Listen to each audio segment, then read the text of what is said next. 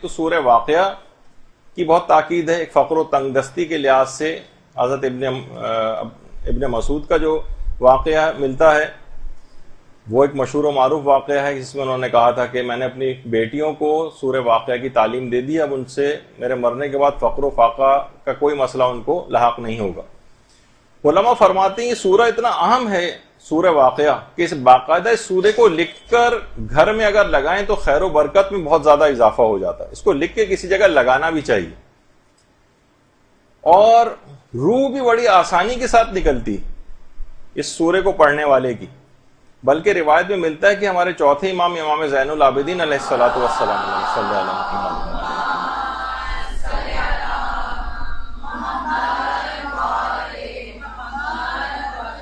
کہ خود چوتھے امام کا جب اپنا حالت احتضار تھا اور روح جس میں اطہر سے پرواز کرنا چاہتی تھی, اس حالت احتضار میں ہمارے چوتھے امام سورہ واقعہ کی تلاوت فرما رہے تھے.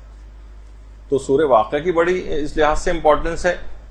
اور خاص طور پہ سورہ کو یوں بھی یاد ہونا چاہیے کہ خواتین کے لیے اس موقع پر جب ان کا وضع حمل ڈیلیوری وغیرہ کا کوئی مسئلہ قریب ہو تو اس ڈیلیوری کے موقع پر وہ خاتون اگر سورہ واقعہ پڑھے تو اس کا وضع حمل انتہائی آسانی کے ساتھ بغیر کسی کمپلیکیشن کے ہو جاتا ہے. تو یہ اس سورے کی جو ہے وہ خصوصیت ہے. اور اس سورے کے متعلق بھی کہا جاتا ہے کہ یہ حضرت امیر المومنین علیہ الصلوۃ والسلام سے خاص نسبت رکھتا ہے. اللہم صلی علی محمد.